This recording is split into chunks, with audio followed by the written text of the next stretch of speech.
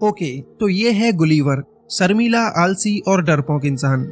सुबह 7 बजे उठकर इसे जाना होता है अपने ऑफिस, क्योंकि न्यूयॉर्क सिटी की एक न्यूज़पेपर कंपनी में गुलिवर करता है जॉब, वो भी सिर्फ मेलिंग डिपार्टमेंट का हेड बनकर। अब एक दिन गुलिवर के ऑफिस में डैन क्विंट नाम का एक नया एम्प्लॉयर आता है, जिसकी गुलिवर से दोस्ती हो जाती है। अब क्योंकि गुलिवर उसका सीनियर है और डैन उसका जूनियर, इसलिए गुलिवर खुद को ओवर स्मार्ट दिखाने की कोशिश करता है, जो कि असल में वो एक फुद्दू किस्म का आदमी है। और ये है मिस डार्सी, जिसके ऊपर गुलिवर अपनी जान छिड़कता है। कई सालों से बेचारा डार्सी के साथ स्वयंवर रचाने के सपने देख रहा है, लेकिन दिल की बात जुबां तक लाने की हिम्मत कहाँ बेचारे में। अब एक दिन गुलिवर के पास डैन आता है एक नोटिस लेकर और उसे बताता है कि मेरा प्रमोशन हो चुका है, आज से मैं इस मेलिंग डिपार्टमेंट का हेड हूँ और अब से तुम मेरे जूनियर हो। ये जानने के बाद बेचारे गुलिवर को शौक लगता है, क्योंकि सालों से वो इस ऑफिस में रगड़ रहा है, लेकिन उसका तो कभी प्रमोशन नहीं हुआ और ये कल का लौंडा आते ही बाजी मार गया। गुलिवर का लटका हुआ चेहरा देख डैन उससे कहता है कि बेटा, तुम्हारे अंदर कोई कमी नहीं है, बस तुम हो एक फट्टू इंसान जो कभी अपने लिए कुछ भी नहीं बोल पाता, और इसीलिए आज तक डार्सी भी तुमसे दूर है। अगर ऐसा ही रहा तो वो जाएगी किसी और के साथ और तुम करना प्यार उसके बच्चों के साथ। अब क्योंकि डैन ने गुलिवर की हिम्मत को ललकारा था, इसलिए गुलिवर को आता है गुस्सा और वो पूरी हिम्मत के साथ जा पहुंचता है डार्सी के ऑफिस में। लगता है आज तो गुलिवर अपने दिल की बात कह कर ही रहेगा, लेकिन ये क्या, गुलिवर की तो फिर से हवा निकल गई और वो दुम दबा के ऑफिस से जाने लगा।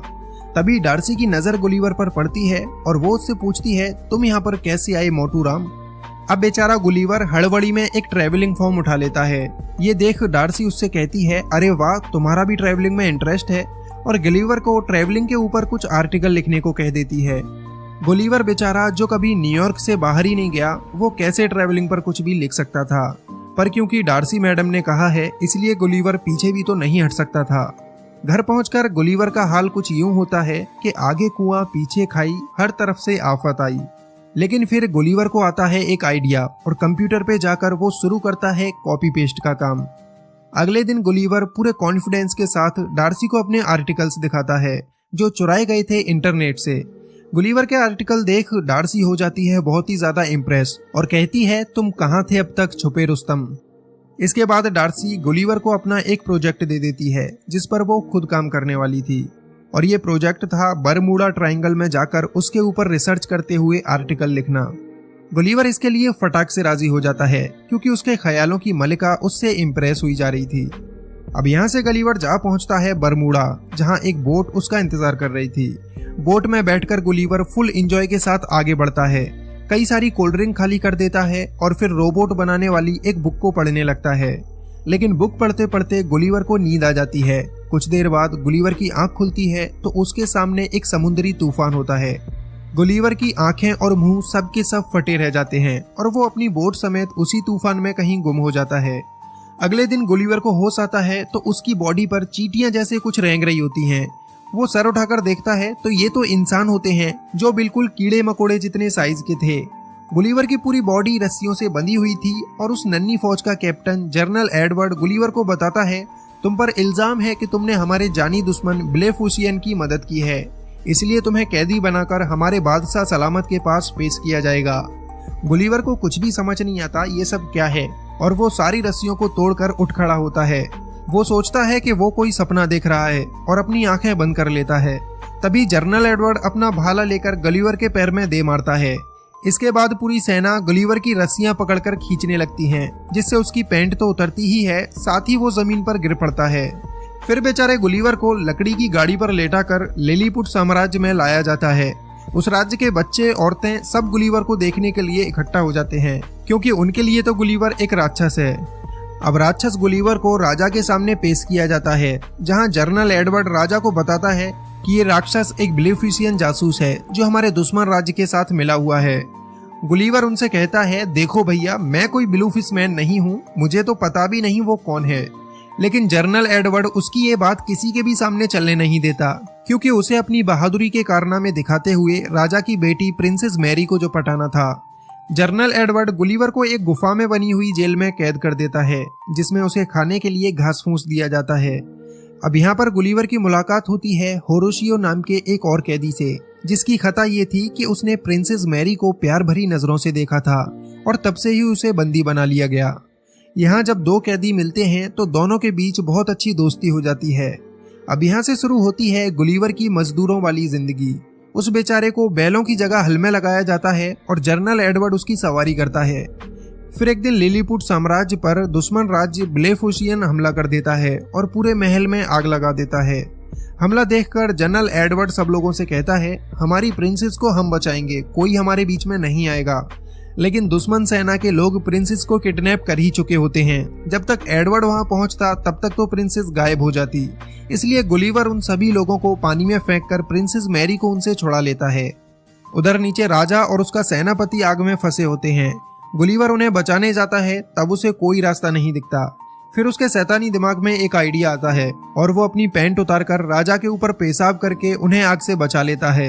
एडवर्ड गुस्सा करते हुए राक्षस के पास आता है और उसे कहता है, तुम्हारी जरूरत कैसे हुई हमारे राजा के ऊपर पेशाब करने की। इस पर गुलिवर थोड़ा सा स्नान एडवर्ड को भी करा देता है। गुलिवर की इस बहादुरी के लिए राजा उससे बहुत खुश होता है और उसे खाने के लिए अपने साथ दावत पर बुलाता है। लेकिन गलीवर उनसे एक शर्त रखता है कि दावत पर वो तभी आएगा जब उसके दोस्त होरेशियो को कैद से आजाद कर दिया जाएगा। राजा उसकी ये शर्त मान लेता है और होरेशियो को आजाद करके उसे भी गलीवर के साथ दावत पर आने का न्योता देता है। दावत के टाइम राजा गलीवर से उसके बारे में पूछने लगता है। वो कहता है, प्यारे राक्षस, ये बताओ तुम आखिर हो कहाँ से। इस पर गुलिवर उन्हें बताता है, मैं कोई राक्षस नहीं हूँ, मेरा नाम है गुलिवर और मैं न्यूयॉर्क सिटी से आया हूँ। यहाँ पर सभी लोग गुलिवर को न्यूयॉर्क सिटी का प्रेसिडेंट समझने लगते हैं, जिसके बाद गुलिवर भी अपनी लंबी लंबी फेंकना शुरू कर देता है। वो कहता है कि मैंने न्यूयॉर्क में सभी लोगों की जान बचाई थी और इसीलिए आज मैं वहाँ का पावरफुल प्रेसिडेंट हूँ। इसके बाद राजा उससे कहता है, फिर तो तुम्हें अपनी प्रजा की बहुत फिक्र हो रही होगी। हम जल्दी ही तुम्हारी बोट ढूंढ देंगे जिससे तुम वापस अपनी प्रजा के पास जा सको। अब गुलिवर के लिए एक आलीशान बहुत बड़ा घर तैयार कराया जाता है, जिसमें सैकड़ों मजदूर हर वक्त उसकी सेवा के लिए लगे रहते हैं ताकि बड़े आराम से गुलिवर यहाँ पर रह सके। एक दिन होरेशियो गलीवर से पूछता है कि आखिर प्रिंसेस को कैसे इम्प्रेस किया जाए, क्योंकि होरेशियो प्रिंसेस मैरी से बहुत प्यार करता था और उसके लिए जेल में कैदी बनकर भी तो रह चुका था। गलीवर जो खुद डार्सी से अपनी बात नहीं कर पाया, वो यहाँ होरेशियो को लड़की पटाने के टिप्स देने लगता है। और मजे की बात तो ये है कि प्रिंसेस भी होरेशियो से इम्प्रेस हो जाती है। मतलब कुछ भी कहो, गलीवर तो लव गुरु निकला। हाँ, ये बात अलग है, कभी खुद की लव स्टोरी शुरू न कर पाया। अब रात को ही जनरल एडवर्ड गुलिवर की बोट को ढूंढ निकालता है, क्योंकि वो जल्द से जल्द गुलिवर को यहाँ से भगाना चाहता था। खबर सुनते ही गुलिवर काफी खुश होता है, क्योंकि वो अब अपने घर डार्सी के पास जा सकता था। गलीवर आकर देखता है तो उसकी बोट टूटी हुई पड़ी थी, जिसे सही होने में कम से कम 1 हफ्ते का वक्त लगेगा।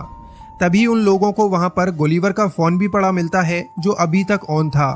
गुलिवर अपना फोन उठाता है तो उसमें 12 वॉइस मैसेज पड़े थे, जो कि डार्सी के थे। डार्सी को ये पता चल चुका था कि गलीवर ने वो सारे आर्टिकल इंटरनेट से कॉपी किए थे, इसलिए वो गलीवर से काफी ज्यादा गुस्सा थी। वॉइस मैसेजेस सुनने के बाद गलीवर की हालत खराब हो जाती है। वो अब डार्सी का सामना नहीं करना चाहता था, इसलिए लिलीपुट में रुकने का ही मन बना लेता है। गुलिवर के रुकने से पूरा साम्राज्य बहुत खुश होता है, सिवाय एडवर्ड को छोड़कर। एडवर्ड नहीं चाहता था कि गलीवर यहाँ रुके, इसलिए वो राजा के पास जाकर राजा के कान भरने लगता है। इस पर राजा एडवर्ड की बात मानने की जगह गुलिवर को ही पूरे साम्राज्य का जनरल बना देता है। अब से एडवर्ड की जगह गुलिवर ही पूरी साम्राज्य की सुरक्षा देखेगा। अब एक बार फिर ब्लेफुशियन की सेना लिलीपुट पर हमला कर देती है और एडवर्ड को मौका मिल जाता है गुलिवर को नीचा दिखाने का। एडवर्ड पूरी सुरक्षा व्यवस्था को ही हटा देता है, जिससे गुलिवर लिलीपुट को दुश्मन से बचा ना पाए। हमले की खबर सुनकर गुलिवर दुश्मनों को रोकने के लिए आता है और अपने कपड़े उतारकर पानी में घुस जाता है। पानी में जाकर वो दुश्मनों को समझाता है कि मुझे कोई लड़ाई नहीं करनी, मैं वैसे ही तुम्हें मारने की एक्टिंग करूंगा और तुम यहाँ से भाग जाना। लेकिन ब्लेफुशियन के लोग गुलिवर से दोस्ती करने तो आए नहीं थे, इसलिए पूरी सेना उसके ऊपर हमला करने लगती है और ये देख एडवर्ड काफी खुश होता है। लेकिन फिर गलीवर को गुस्सा आता है और वो दुश्मन के सारे जहाजों की रस्सियां पकड़कर उन्हें पानी के बाहर फेंक देता है और एक बार फिर से गुलिवर की जय जयकार शुरू हो जाती है। राजा एक बार फिर गुलिवर से काफी खुश हो जाता है। अब तो गुलिवर के शौक मौज के लिए और भी अच्छे इंतजाम कर दिए जाते हैं, जिसमें उसकी मसाज करना, बाल काटना सब कुछ शामिल होता है। उधर गुस्से से भरा हुआ एडवर्ड जाकर दुश्मन राज्य ब्लेफुशियन से मिल जाता है और गुलिवर की बोट से रोबोट बनाने वाली बुक निकालकर एक विशालकाय रोबोट तैयार करता है जिससे गुलिवर को हराया जा सके। ब्लेफुसियन के लोग लिलीपुट पर एक बार फिर से हमला करते हैं और गुलिवर फिर से तैयार है उन छोटे लोगों को हराने के लिए। लेकिन उसका सामना जब एडवर्ड के रोबोट से होता है तो गुलिवर की हवा टाइट हो जाती है क्योंकि ये रोबोट गुलिवर से भी काफी ज्यादा बड़ा था। एडवर्ड गुलिवर की पैंट पकड़कर उसे हवा में लटका लेता है और गुलिवर यहाँ पर हार मान लेता है। इससे पूरे लिलीपुट को गुलिवर की सच्चाई का पता चल जाता है। गुलिवर उन्हें खुद बताता है कि वो कोई बहादुर प्रेसिडेंट नहीं है, सिर्फ एक नॉर्मल इंसान है और सिर्फ हवाबाजी के लिए उसने ये बड़ी बड़ी बातें फेंकी थी। तो अब यहाँ से एडवर्ड गुलिवर को बांधकर एक ऐसी जगह फिकवा देता है जहाँ पर आज तक किसी ने भी जाने की हिम्मत नहीं की थी। गुलिवर किनारे पर पड़ा होता है, तभी एक लड़की उसे गिलास में बंद कर लेती है क्योंकि वो लड़की गुलिवर के आगे बहुत ही विशालकाय थी जिसके सामने गुलिवर भी चींटी जैसा लगता है। वो बच्ची गुलिवर को अपनी डॉल बना लेती है और डॉल के कपड़े पहनाकर उसे बारबी हाउस में छोड़ देती है। इधर गुलिवर को ढूंढती हुई डार्सी भी लिलीपुट में आ पहुंचती है और उसे भी गुलिवर की तरह ही जेल में कैद कर दिया जाता है।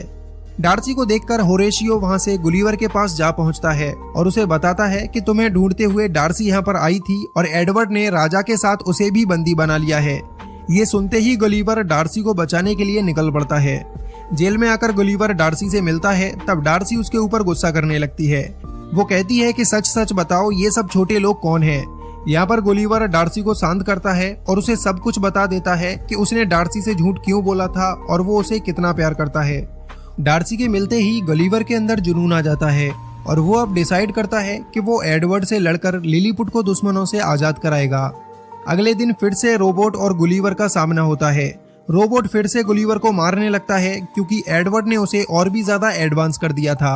रोबोट बार बार गुलिवर के करंट लगा रहा था जिससे गुलिवर उसका कुछ नहीं बिगाड़ पा रहा था। लेकिन फिर होरेशियो के दिमाग की बत्ती जलती है और वो एक रस्सी पे लटक कर रोबोट के अंदर घुस जाता है। अंदर जाकर होरेशियो रोबोट के वायर काट देता है जिससे अब रोबोट गुलिवर के करंट नहीं लगा पाता। मौका मिलते ही गुलिवर रोबोट के ऊपर हावी हो जाता है और बड़ी ही आसानी से वो मार मार कर रोबोट को खत्म कर देता है। लिलीपुट की पूरी प्रजा गुलिवर के लिए जोरदार तालियां बजाती है, साथ में होरेशियो के ऊपर भी फूल फेंके जाते हैं। होरेशियो की बहादुरी के लिए राजा अपनी बेटी प्रिंसेस मैरी का हाथ होरेशियो के हाथ में दे देता है। उधर डार्सी भी गुलिवर के झूठ के लिए उसे माफ कर देती है और उसका प्रपोजल एक्सेप्ट करती है। इसी हैप्पी एंडिंग के साथ ये मूवी यहीं पर खत्म हो जाती है।